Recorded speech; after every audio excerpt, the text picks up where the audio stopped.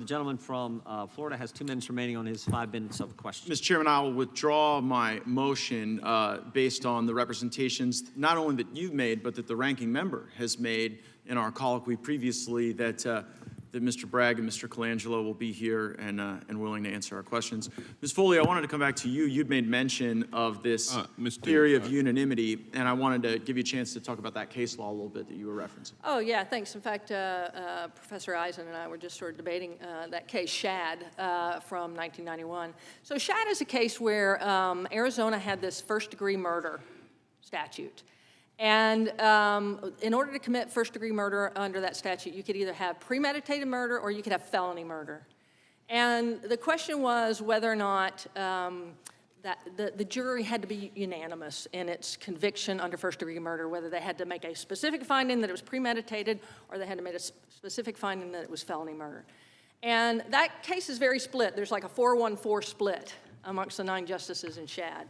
The main plurality written by Justice Souter says, well, in a case like that, that statute, the Arizona legislature looked at the crime as first-degree murder and said that if you commit it either by premeditation or by the commission of, during the commission of a felony, you sort of have equal sort of moral culpability to warrant the first-degree thing. And so the jury doesn't have to be unanimous as to whether it's one or the other, all right?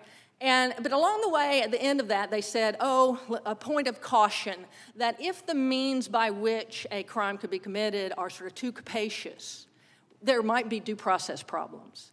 And then you have a Scalia concurrence that reiterates that concern and says if you have sort of an umbrella crime, it would violate due process. And then you get 4 other justices in dissent who are even taking a tighter position, saying if it's an element of the crime, it must be unanimous. It almost seems like I get the Russian nesting dolls, but it's almost like a Mr. Potato Head doll, where you're sticking the wrong parts on and ending up with quite an odd-looking legal feature. Well, yeah, and the thing about New York's election law is it can be violated by any unlawful means, quote unquote. That's the language of the statute. Now, any unlawful means any unlawful means. It can mean a local crime, it could be a state crime, it could be a federal crime, as opposed to the Arizona statute, which was upheld, only gave you 2 choices. It was either premeditated murder or it was murder in the commission of a felony. That's much tighter. Yeah. I see our time has expired, but it sounds like a real constitutional due process issue as applied in this prosecution. I yield back.